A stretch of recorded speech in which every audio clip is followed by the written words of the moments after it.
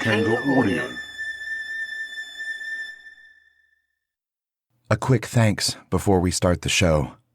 Filmmaking Confidential, the book, is getting rave reviews from readers, filmmakers, film professors, and even people in creative fields other than filmmaking. I just want to say thank you to all of you who ordered it and for your support. If you haven't yet picked it up and you want to learn my filmmaking secrets, Filmmaking Confidential is for you.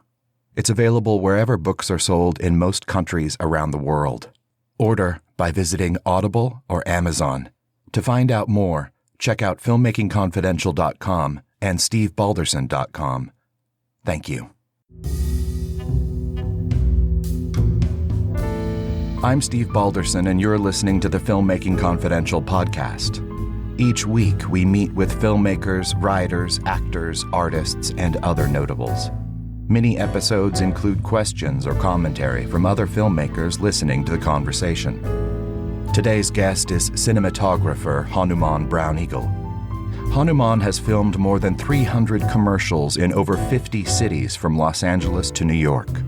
He's also captured in motion more than 60 short films and music videos, as well as numerous feature films. His work has garnered over 40 awards and has been screened at festivals worldwide, including the Cannes Film Festival in France. When I sat down to visit with Hanuman, we began with why he leans toward the job title cinematographer and not director of photography. Are you a cinematographer or are you a director of photography? That's a great question. I don't have many cinematographers that I look up to, but there are one or two. One of them is Vittorio Storaro. He shot Apocalypse Now, among many other films, and I got to hear him speak, and he was actually really adamant about it. I'm not going to spend this whole time talking about other cinematographers, I promise, but here we go. He made the adamant point that there's only one director on a film. And so he prefers the title cinematographer. And I tend to agree with that. I'll take whichever title I'm given. I'm not picky, but I do think he's got a point. There really is. There's one director on set, and that's for a reason. So cinematographer is probably what I lean towards. All right, good to know. Yeah. When did you know that you were interested in light and space and capturing it either still or in motion? Got it. Yeah. Well, I'll rewind just a little bit. You know, I started to know that I wanted to work in film at about 5 or 6 years old, and started to do projects. I did a stop motion animation music video when I was about 7 years old. And by the time I was 12 and then 13, I produced 2 documentaries at 12 and 13. I thought for a long time that I wanted to be an editor. It wasn't until I got my first job in production at a production company where I was exposed to the art of lighting. I had learned a lot about camera work. I had learned a lot about editing. I'd learned a lot about directing and acting. I even acted in a film when I was 8 years old, 16 millimeter short. So I had some exposure, but it wasn't until I was about 19 years old that I first got to see what lighting was really all about. And then that's when I started to teach myself lighting. So that's 20 years ago, 19 years ago. So were you ever professionally schooled in the art of cinematography? Like, did you go and get a degree in cinematography? No, I did not. No, I was lucky enough to have a father who was an independent filmmaker, and I learned a lot from him. And then I was able to parlay that knowledge and experience into an entry-level position in the field, but I never went to school for it. Yeah, I mean, continuing education for me was actually aviation. So I became a private pilot and then instrument rating, and then started working on the commercial pilot's license, at which point I decided then I wanted to do something more creative, went back to my love of production, found a job, and I've been working in production ever since. I went freelance in 2006, so I've been self-employed since 2006. Cool. Yeah. I mean, I've told people before, I learned more about how to be a director on the very first day of directing my first film, Pep Squad, than I had in any of those years at CalArts or prior. Experience teaches you more than anything else. Yeah. Were you ever inspired by, like when you started doing it, was it just because that was around you, your dad was doing it and things were taking shape in that way? Or were you like watching a movie and say, God, that looks great? Oh, so yeah, I was first inspired by stories, I would say. I was never directly inspired by lighting until I got a bit older. But early on, what brought me to it was a love of movies, for sure. I mean, that's movies, storytelling. So lighting for me is like an extension of that. It's, being in service of the story. In service of the story that the director's telling. So that's kind of how I got into it, and that's still where the motivation comes from. Well, let me ask you then, because I typically, as a director, Hanuman and I have worked together many times. He's shot several of my features, and so we're familiar with each other, but I'm not familiar with working for another director. So here's my question. So for me, the camera work and the positioning of the camera and the rhythm of the shots and the composition of the image is as important, if not a little more important, than the story or the acting or the dialogue or the structure or the whatever. Now, talk to me a little bit about that, because in when I approach a scene, I approach it in that way. If you're not with a director who is too particular about the image, how do you approach it with them? Or are all of the people you work with typically pretty focusing on the image? That's interesting. So you're claiming that you focus on the image. I would have never known that about you, because you seem so focused on the story and the performance. Your focus on the image flies under the radar. It's interesting though, because I'm coming at it from the other direction also. I'm focusing on the story, even though my job is to make the image. You're focusing on the image, even though your primary job is to tell the story. I find that fascinating. I think for me, there are films that I love that look terrible. And I definitely feel like on some level, cinematography is dispensable. You got to have good sound. And I'm sorry, everyone, that my sound's not better, but that's because I'm not a sound guy.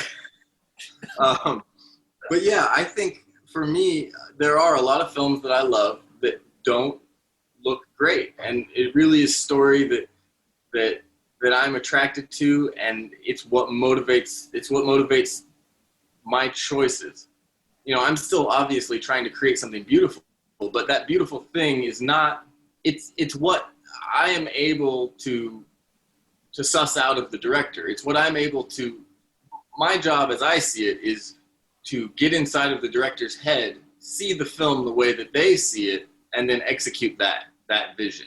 So no matter who I'm working with, whether they've never directed a film, whether they are a very talented visual director, whether they're a cinematographer themselves, either way, my goal is the same. It's just sometimes it's easier depending on who I'm working with. My goal is the same, and that goal is, like I said, to figure out what is the director's vision and to put that on the screen. And, with someone like you, it's very easy to find out what you're looking for and get it. Someone who's more green and doesn't understand as well as you do the visual medium, there are more tricks that I have to employ to, kind of shake it out of them. But it's either way, it's my intention to always create the director's vision as opposed to bring my own vision to the table. Well, I was interested to ask you that also, because I've heard from some people who think that, or have been told somewhere along the way in some class or some school, that the cinematographer is the one who decides where the shots are. And where the camera goes. Yeah. Yeah, and I don't believe that. I don't believe that. I will make suggestions, but only a couple a day. And only when I feel like it's necessary. And it rarely is necessary. There are very few wrong choices. You know, it really is about director's vision. And I think for me, part of director's vision is the director decides where the camera goes. Now, the director doesn't decide where the lights go. And that's where I do get a lot more creative freedom, I would say, is for the most part, I'm deciding where the lights go. Very rarely is the director deciding that. But I'm making those choices based on what I understand the director is trying to convey. Totally. And to go back to a point you just made a little bit ago about visuals versus sound, we've touched upon it a couple of times in some previous dialogues with people. But if the sound is inferior, you lose the audience because they just can't make it. It could look pristine.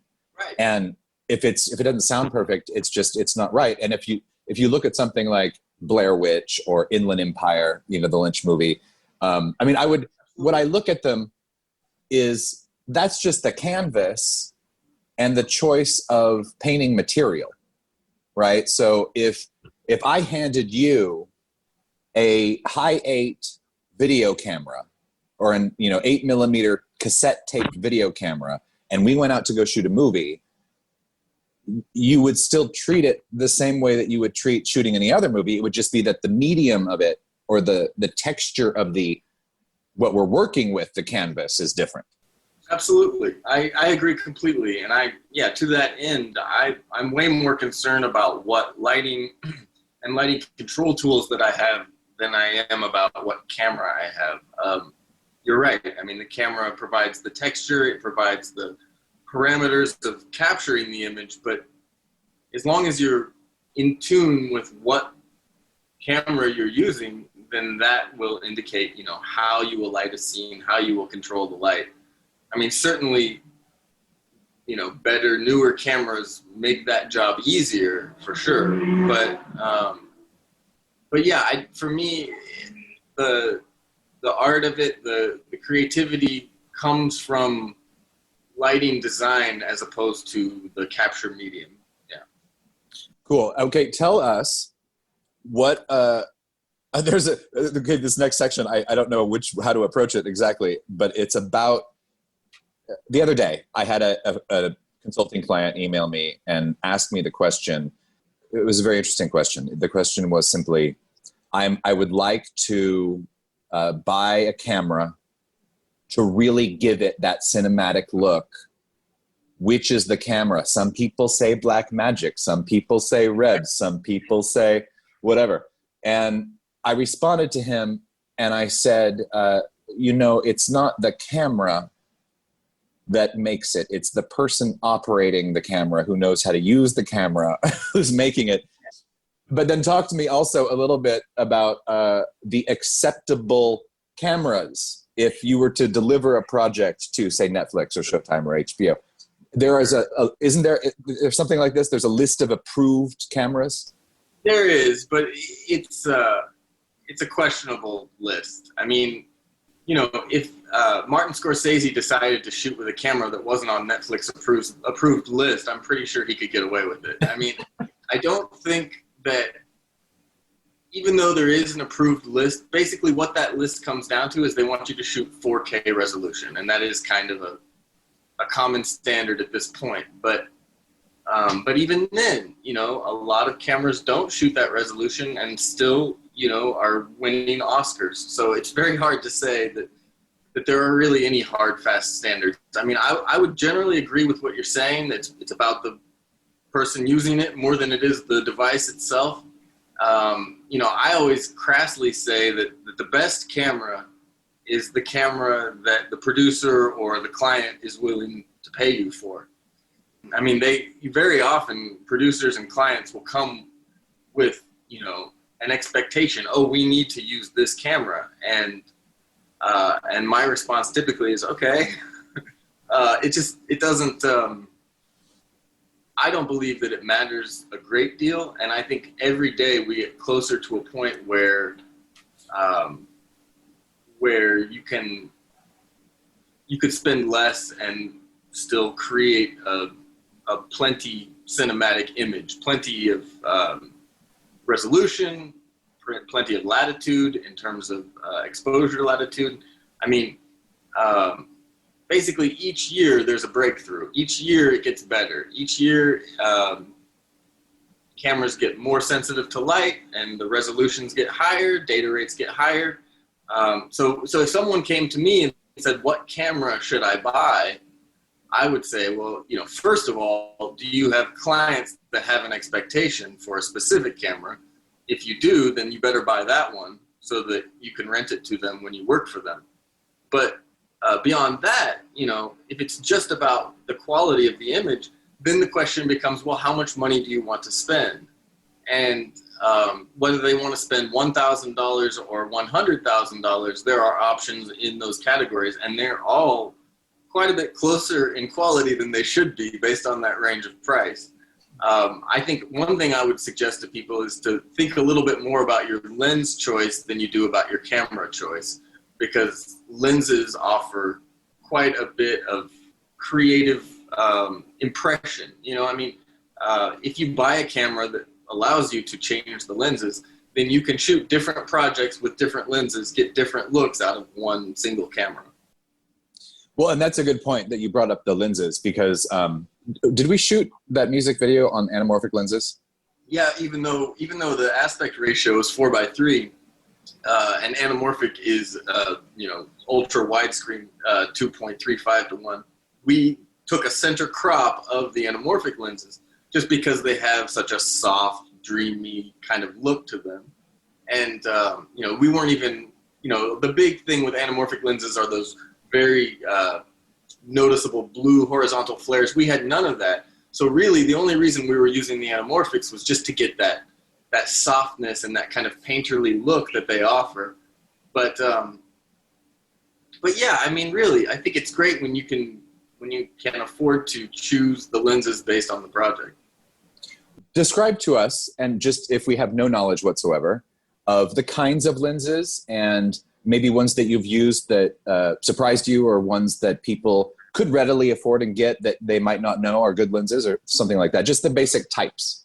Yeah, absolutely. I mean, the way to start is to say there are two types. There are spherical lenses and anamorphic lenses. And anamorphic lenses actually capture a wide image and squeeze it into the frame, so that later when you go into post, you have to unsqueeze it. You get this stretched out, very, cinematic, traditional Panavision kind of look. But then, everything else is spherical lenses, and spherical lenses are just, that pretty much encompasses all other lenses. And there are very high-end, very expensive cinema spherical lenses. But then there are also still photography lenses that can be repurposed for video. And if a person is trying to get, more bang for their buck, starting with still photography lenses and using those is perfectly acceptable. And I've used still photography lenses for very high-end projects with no complaints whatsoever. When if it comes to like specific recommendations, if we're talking about saving money, if we're talking about doing it on a budget, I really like Nikon vintage still photography lenses. They are a great choice for the price. That would be my go-to for low-end purchases. But obviously you can spend any amount. Zeiss has a lot of credibility in the industry. They make still photography lenses that are a bit more expensive but still totally affordable. I think the main thing is, for cinema, you want to have physical control over the focus and physical control over the aperture. And a lot of modern still lenses don't have those controls. It's all done in the digital camera. So by purchasing older vintage lenses, you can save some money. You can also have the physical controls that are needed to control focus, control aperture in a way that is needed for cinema. Cinematographer Hanuman Brown-Eagle. Another great guest of Filmmaking Confidential is The Enigma.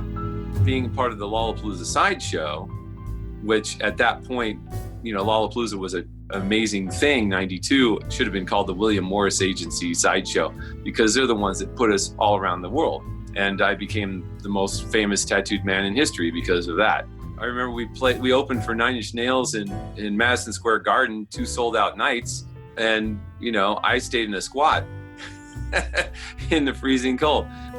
You can get a link to my full interview with The Enigma at filmmakingconfidential.com or by subscribing for free to this podcast. When we come back, Hanuman will discuss special effects, long work days, and the importance of sleep and self-care.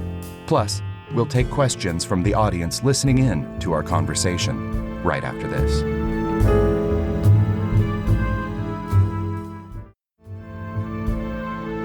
You're listening to the Filmmaking Confidential podcast. I'm Steve Balderson, back now with today's guest, cinematographer Hanuman Brown-Eagle. Well, certainly, I always prefer to do things in camera as much as possible, just because, to my eye, there's a more organic feel. Now, with the right artist in post, they can emulate anything that I can do, theoretically, when it comes to lenses or looks. But a lot of times that falls short if you don't have a ton of money to spend on an amazing artist in post-production.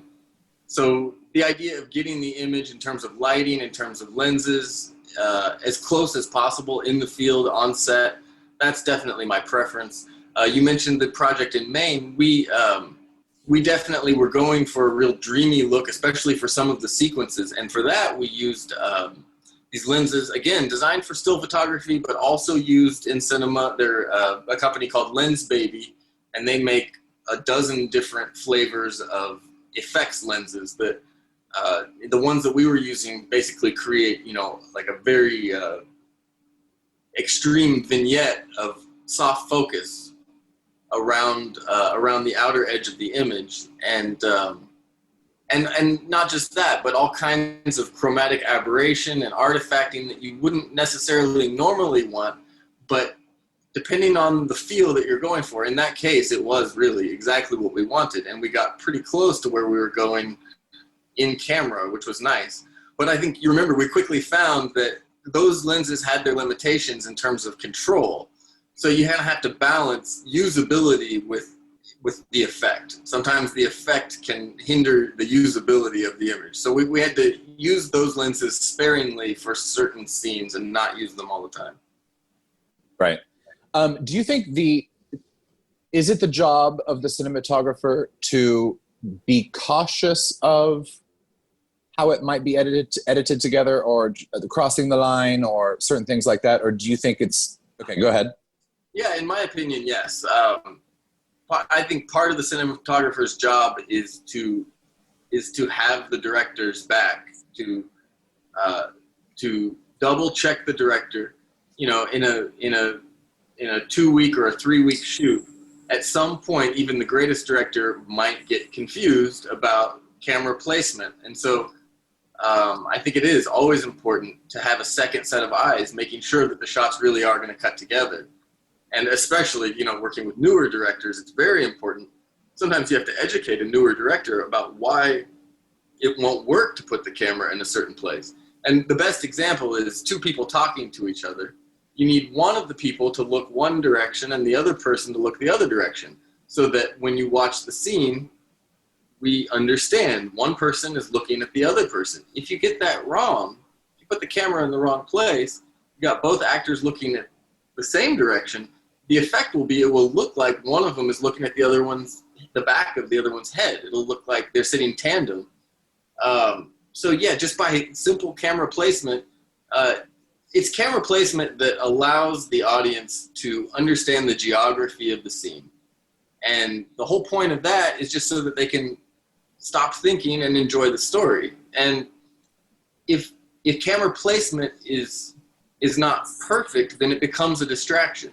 And so, yes, to me, I don't know how anyone works as a cinematographer without having a background in editing, because I am constantly imagining the edit to make sure that each shot will cut together. And that's one of the places where I have some real input. The director will decide where the camera goes, but the director decides broadly, and then the cinematographer has the ability to test within that 1 square foot.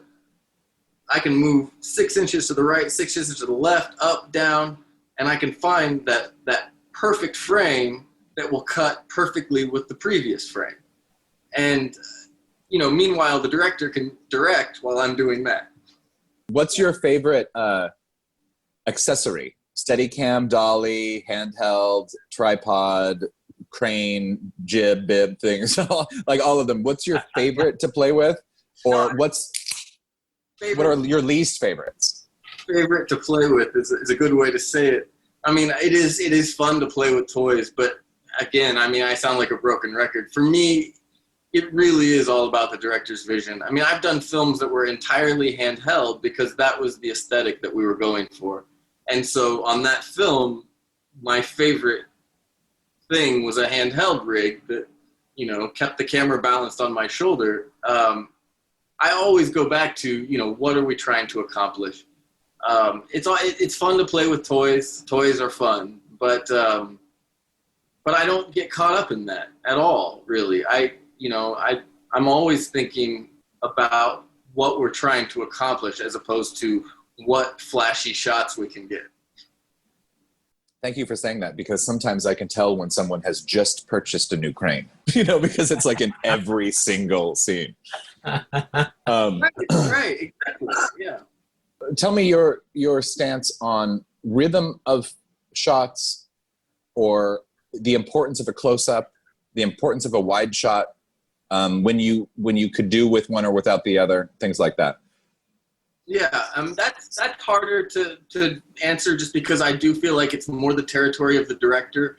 I think it's really about, again, understanding where is the director coming from, what kind of story are they trying to tell, and how to best tell it. I mean, I love close-ups. I think as a movie watcher, you can fast forward through a Steven Spielberg movie and you will see that it's 95% close-ups of faces, and the other 5% is establishing shots and master shots and whatever.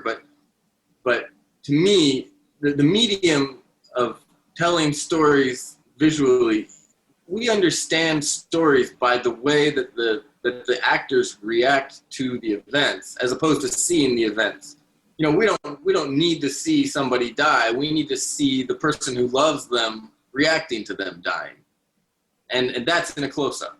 So for me, the close-up, yes. I mean, the close-up is kind of the bread and butter of movies, because it's where we find out what's really going on. Yeah, I'm glad you said that, because also there is something about, maybe it was Karen Black. Somebody told me. She's always the one who I go to. She's the one, whether she said it or not. It's all in the eyes. Yeah. And if you can't see the person's eyes, if you're too far, if the shot's way back here, the emotional reading on my face is totally different than when I'm like this. Yeah, you just illustrated it. Absolutely. Right. And I've seen some early filmmakers, in their first, second, or third films, have a really important scene that's like in a wide shot, and I can't see. Are they crying? It sounds like they're crying, but I can't see them. They're only this big. Yeah. Yeah, it's a radical choice to play out a scene in a wide, and sometimes it works great. It really depends a lot on the scene, of course, but generally speaking, yeah. I mean, movies. I think any movies, if you really start analyzing them, you'll find that movies are mostly close-ups, because that's where we really learn what's happening and what's happening to the characters. Tell us, without naming names, and it could be stories about other people that you've heard of, like other cinematographers or other camera people or other just crew or actors that have been on film sets. Compare the different kinds of film sets you've been on, the sizes, whether it's from, how many, the smallest one, the biggest one, the smallest budget, the biggest budget, the nicest or the meanest? You know, give us some flavor of your working experience for the past years and years of what it's like in the world out there and the variety that actually exists. Yeah. Well, I mean, one thing that came to mind immediately is just how things have changed over the last, my first feature I shot in 2005. So that's 15 years. So in the last 15 years, a lot has changed from my perspective, especially in the indie film world, but also on the commercial side. As cameras have gotten more sensitive to lighting budgets have been reduced, and along with that, crew budgets have been reduced. So when I got started, I mean, the first feature I did, we shot principal for something like 35 days, and we had a huge crew and tons of equipment, massive setups, all stuff that we could do with today's technology for quite a bit less and quite a bit more simply. That doesn't necessarily mean it's always that way. I was doing a job, just some really tiny web-based commercial work where we had a massive crew. You know, I had five people in lighting, 5 people in grip. So I had a team of 10 just working on grip and lighting, plus another 3 on the camera department, and so on and so forth. I mean, and that was overkill, but it just kind of depends, I think, on, I mean, budget obviously is a huge factor, but I would say on the low budget side for indie films, it's possible to do more with less more than ever, and it can be done that way. I keep throwing the ball into the court of the director. It does depend on the director. You know, it depends on whether the director's vision is achievable on a small scale or whether it requires a larger scale. Well, that was that question, a lot to that question. I don't know, what direction would you like to go with it? Well, let's just stay right there, because I realized that as you're explaining all this to me, I'm like, that was like an hour's worth of question. Like we can't even like unpack that question really, because I asked too many. Well, here's the thing. So in my new book, Filmmaking Confidential, there's a thing in here about people take up space. And that's just a fact. You know, whether you've got millions and millions of dollars or $0, it doesn't change the fact that people take up space.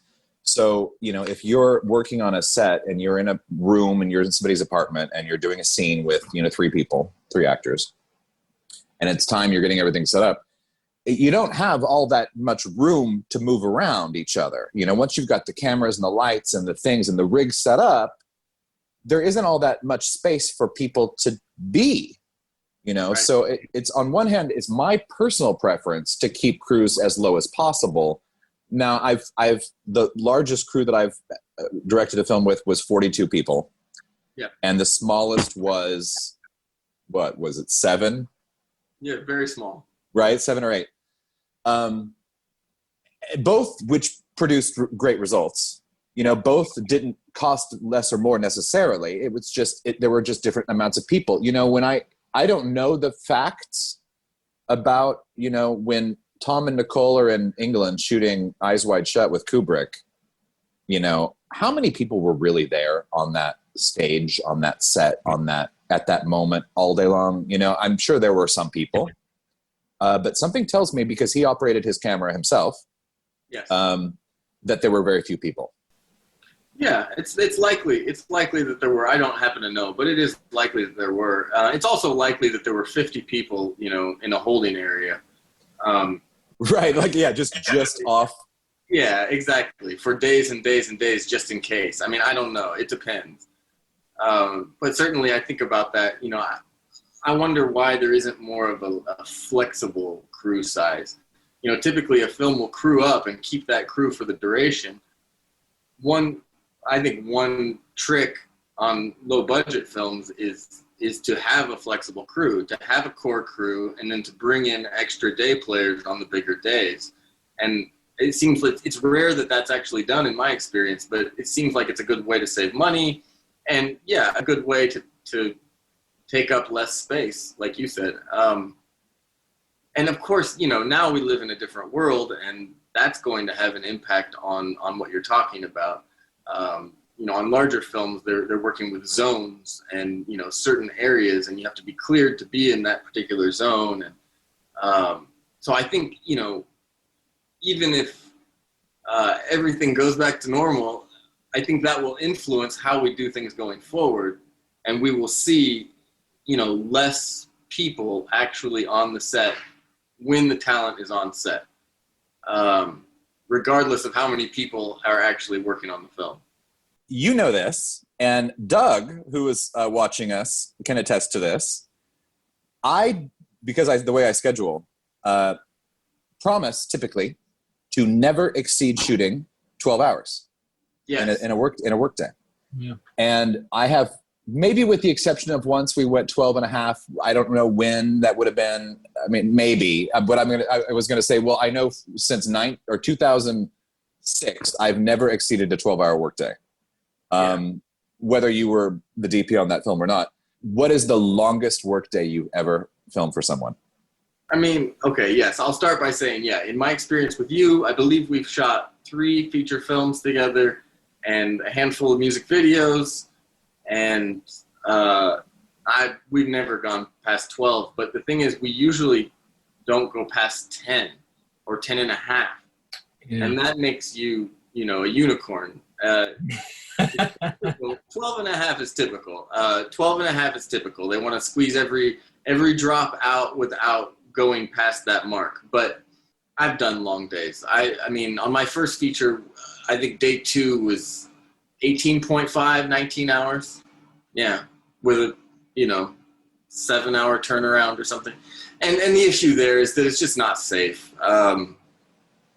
It's all fine and great to explore and create your vision to the fullest, but not when it risks people's lives driving home. I think that's what it really comes down to. But the other thing is, it's so important to be aware, and a lot of directors, maybe cinematographers, aren't aware of what it's like for the crew, what their experience is, and it's so important. When you're managing a team, it's important to be able to empathize with them and understand what they are facing, what they are going through. And so for me, an 18.5, 19-hour day, it actually isn't so bad because I'm so into it. But I know the people that I'm working with are not into it. and that should be respected. I think out of respect for the people who are helping you make it possible, and then out of just general safety concerns, I don't think that's the right thing to do.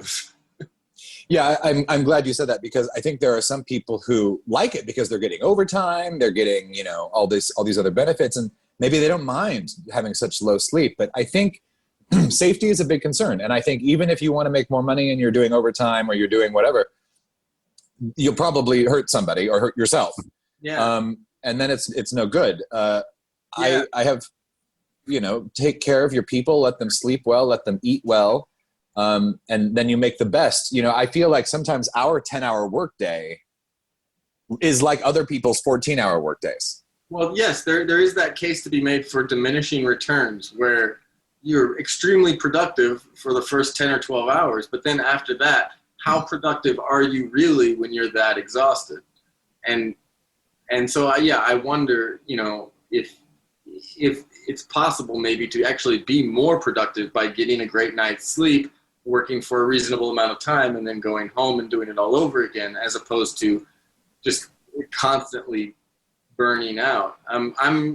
I would say, with every feature that I've done, I've learned more and more tricks to get more rest, stay more well rested. And really, in general, I think one of the things that people can do to help their work is focus on self-care, focus on making sure that you're well rested, well fed. And then when you are at work, you're able to deliver in a more meaningful way. I would love to know, how do you like working or not working with storyboards? Because you haven't mentioned that, and I think that's a fascinating thing for a director and a cinematographer too. So what's your take on that? Is it a positive? Is it a negative? Yeah, that's a great question.